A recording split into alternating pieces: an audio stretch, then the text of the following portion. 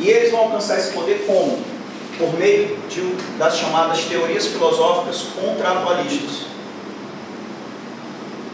Já ouviram falar também, né? Essas teorias filosóficas, elas vão dizer que o poder do rei não vem de Deus. O poder do rei vem das pessoas, vem do homem, né? E essas teorias, elas vêm primeiro do antropocentrismo, depois do racionalismo.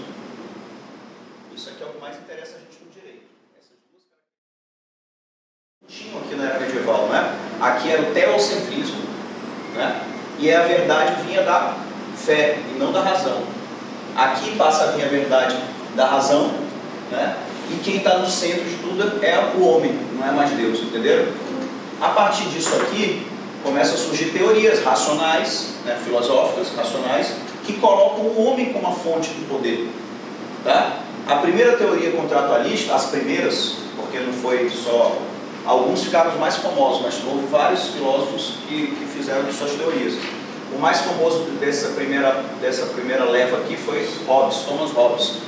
E o livro mais famoso dele foi o Leviatã, né? Essas primeiras teorias contratualistas são chamadas de teorias contratualistas absolutistas. Por quê? O que o Hobbes dizia? O Hobbes dizia assim, olha, o poder não vem de Deus, vem dos homens. Por quê? Porque antes de existir a sociedade civil organizada, todos estavam no estado de natureza, né, como bichos, né? E nesse estado de natureza, o homem era um perigo para o próprio homem. O homem era o lobo do próprio homem. O maior perigo para o homem não são os outros bichos, são o próprio homem. Eles se matam se deixar. Então, para que isso não aconteça, todo mundo morra, eu tenho que pegar, todos os homens se juntam, fazem um contrato, né, entre em acordo, para abrir mão de todo o seu poder para dar para uma pessoa, uma babá, cuidar deles, né, para não deixar a gente se matar.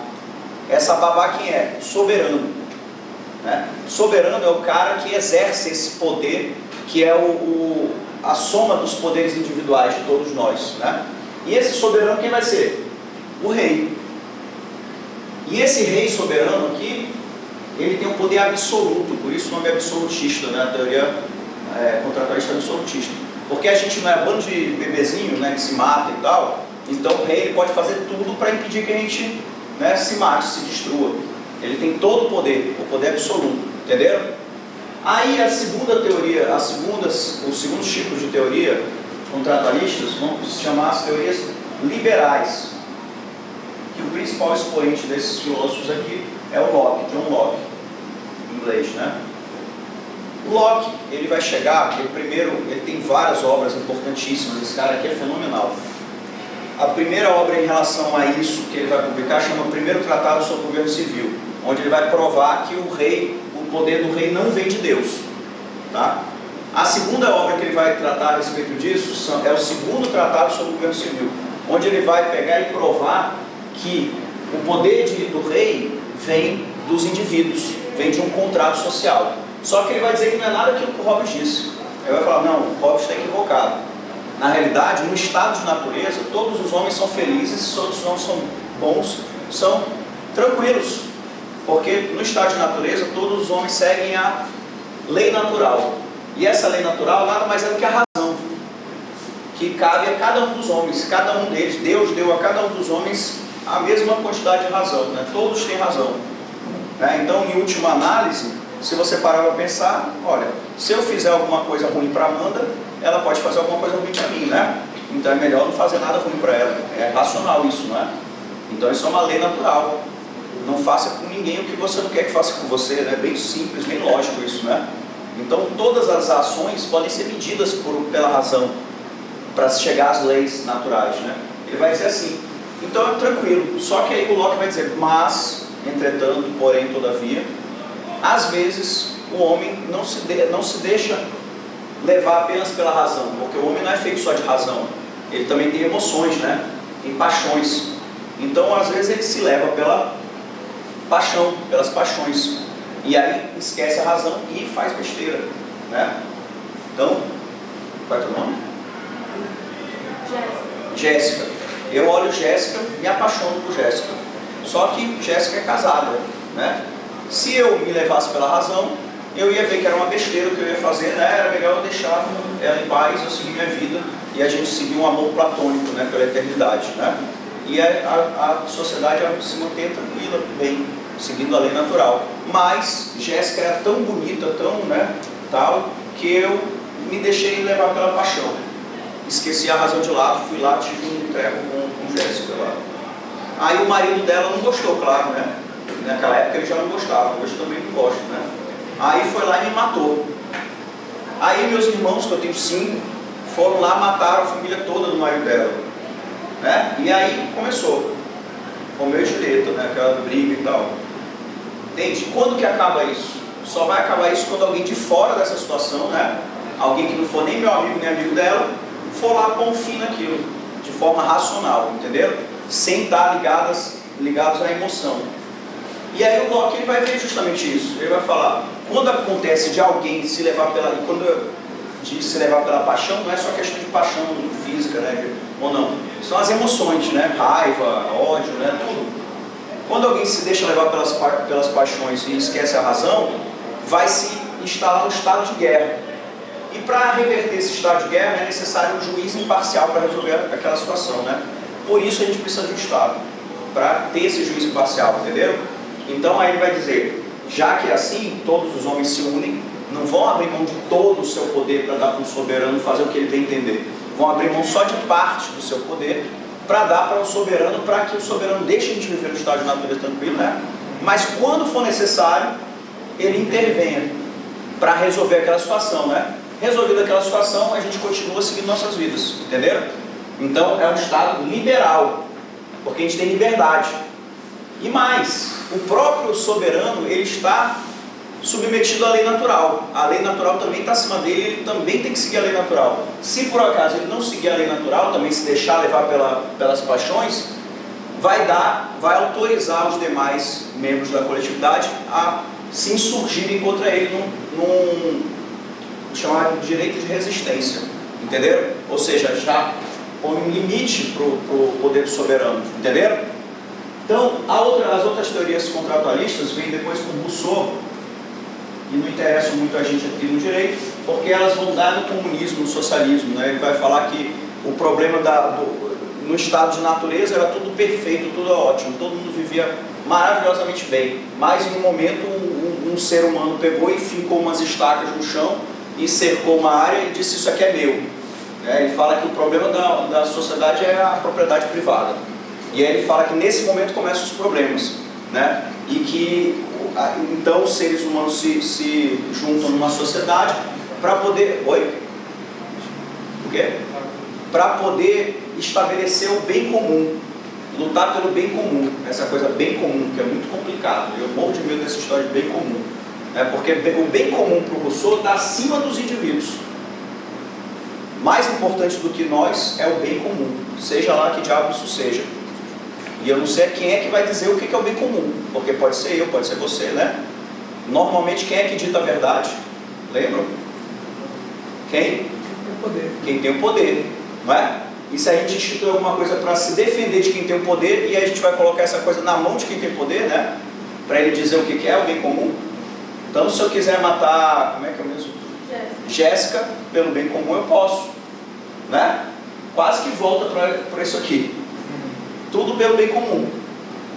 Então é perigoso, mas graças a Deus não foi essa teoria que o nosso Estado Democrático de Direito acatou.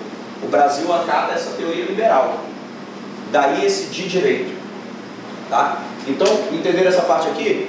Voltando para cá, o Estado, então, vocês percebem que só pelo fato de estar lá na Constituição dizendo que nós somos um Estado, já pressupõe, isso aqui já diz um monte de coisa por trás, né?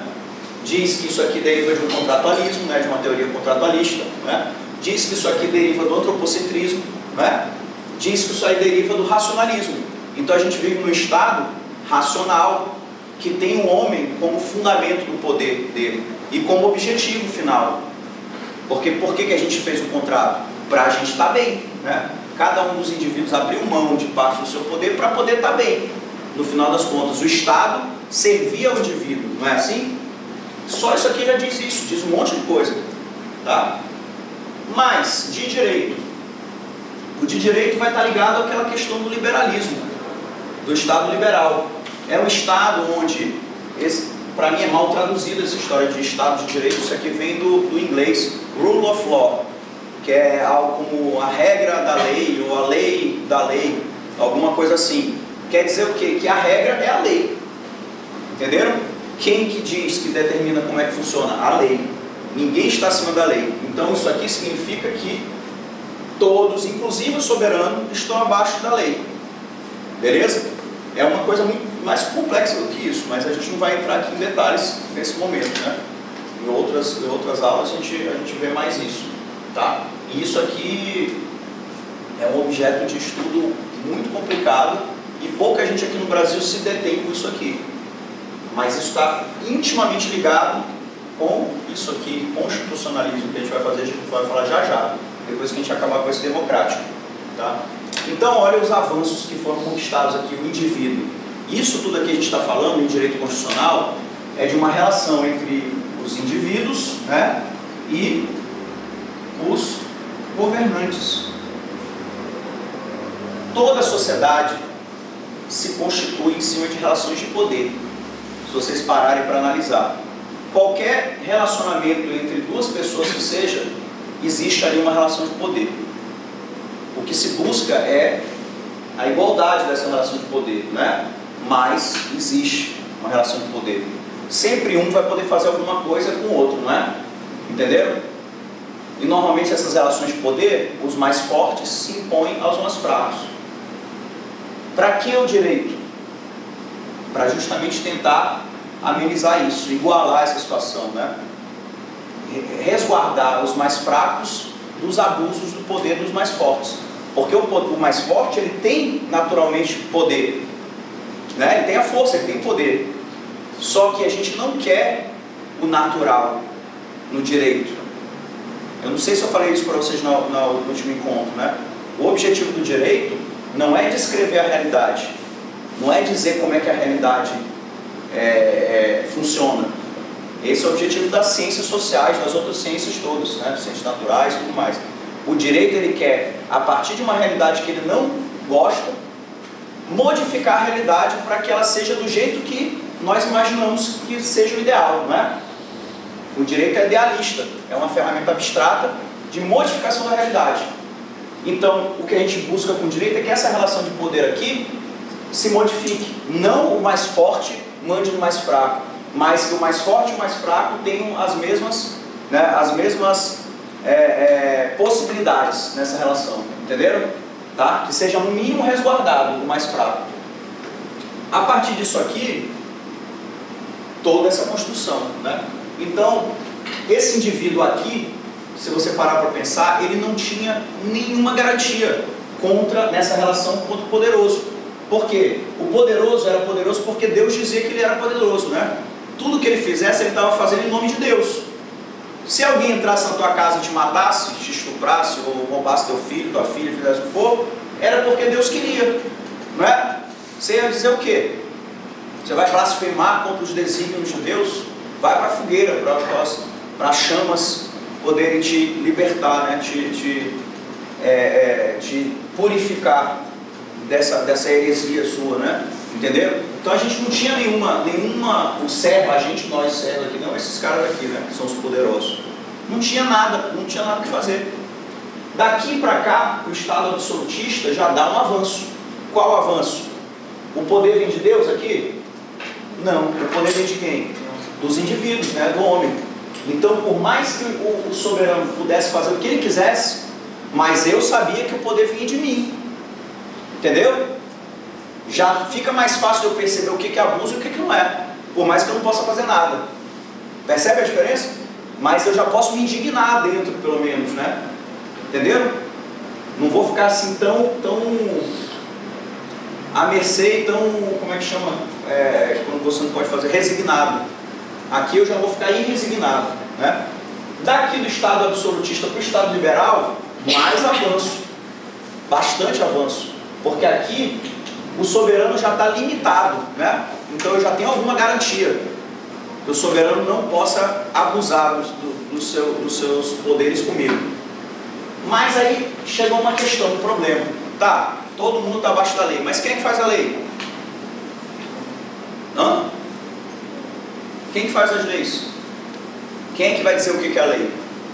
Quem tem o poder, né? Então, o soberano, ele mesmo faz a lei. E aí, como é que eu vou impedir que ele não passe por cima da lei se ele que faz a lei?